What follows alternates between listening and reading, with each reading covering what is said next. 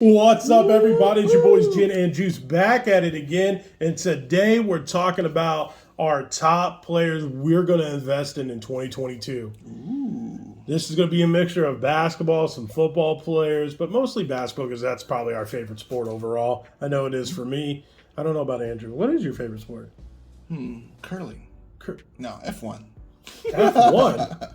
One person out basketball and football is obviously the main ones that I'm watching now. But Okay. Well, with that being said, you mentioned basketball. We gotta go play. Would you guys like to see us play basketball? No. Because I actually played basketball a long time ago before I was fat, and then this guy never played basketball. I don't touch. The only round balls that I touch are like golf balls. Oh, I'm glad you said that. All right, let's get in. If you want to see us play some basketball, leave a comment below. I might record a little video of us playing some one-on-one or something. Oh, man. But let's start with your first overall card player / somebody you want to collect in basketball. In basketball, obviously it's going to be LaMelo Ball. LaMelo Ball. We just watched him play, and he's looking good.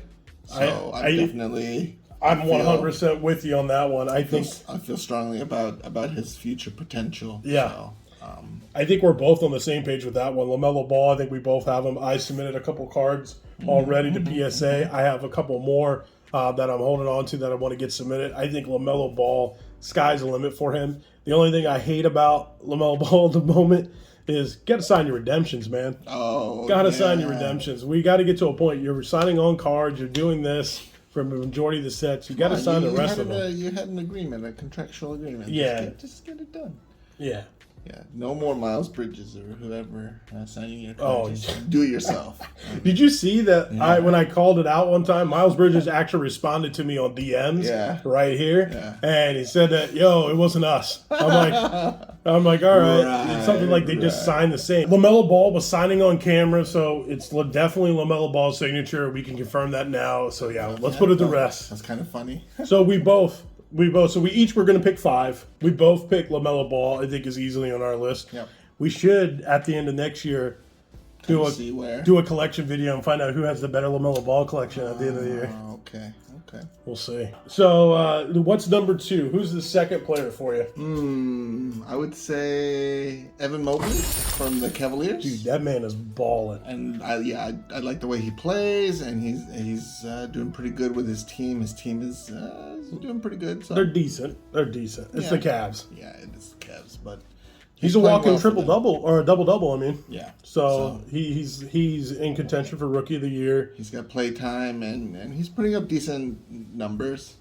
So definitely a guy I'm keeping an eye on and hopefully going to collect as soon as his stuff starts to roll through, whenever that may be. Panini.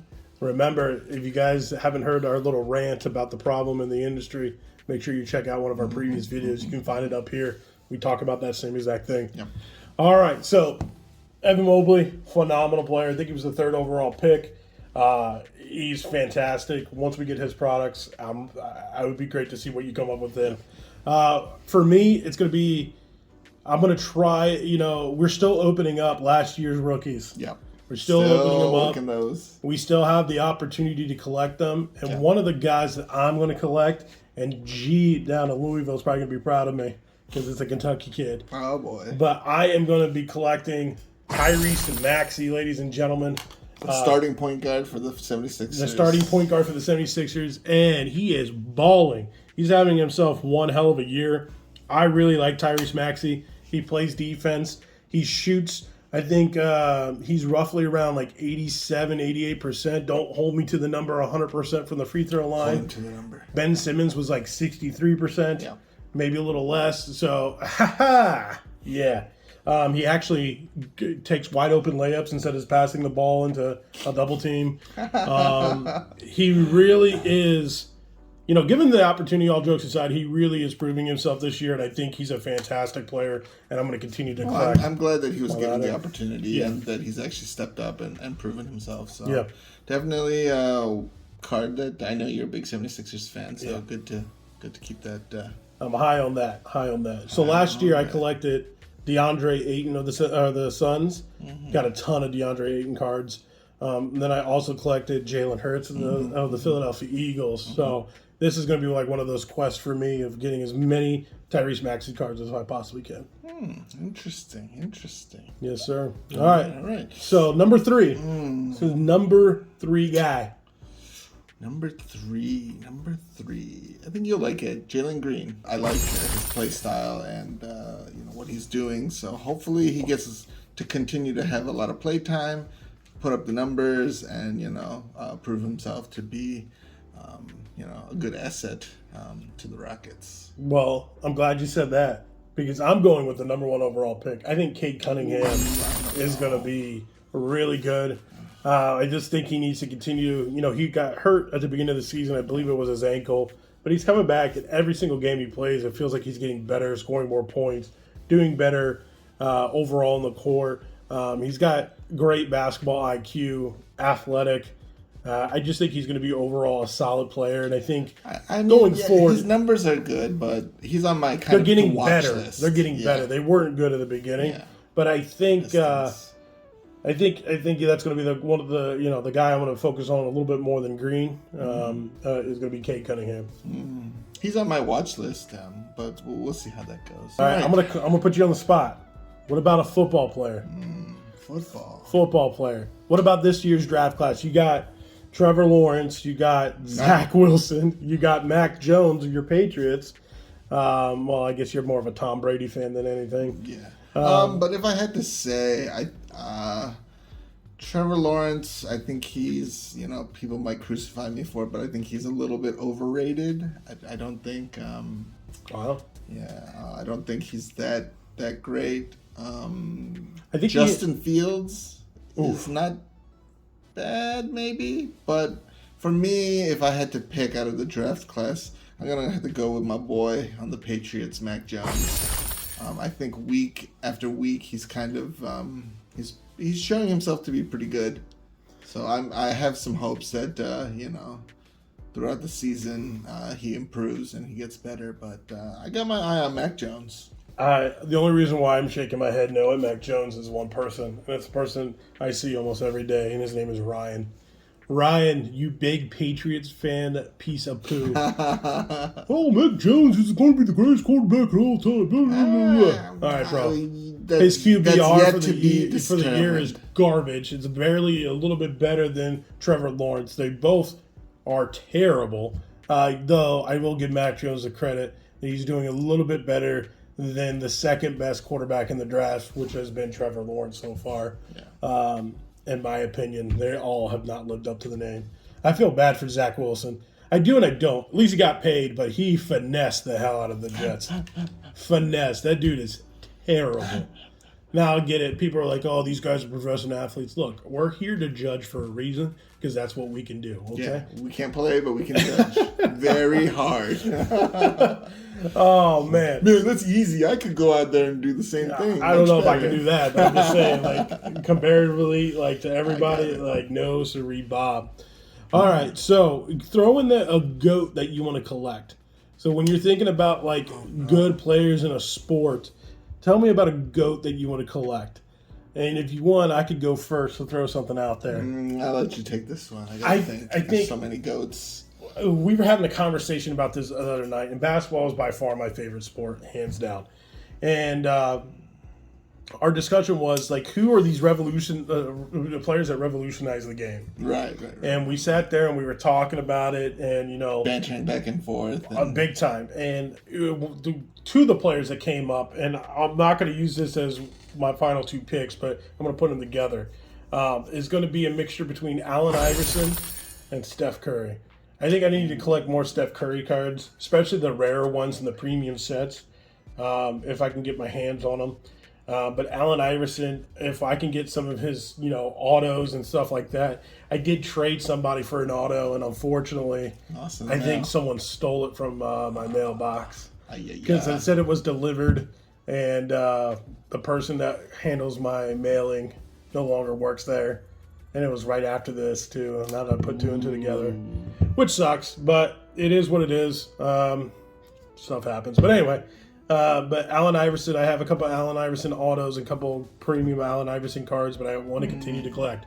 AI, and then throw in Curry. Okay. And I think they're both GOATs in the relative sport and what they did and how revolutionary and generational they were. For GOATs, if it's gonna be GOATs, I'm gonna have to say my boy Tom. You got to step up Brady. you got to step up your Tom Brady game. I mean, And it's difficult. his right? stuff is so expensive. So expensive. Even to find product with his stuff in it is. Or you could be like Duke Luck and pull a $15,000 Tom Brady and let nobody record it.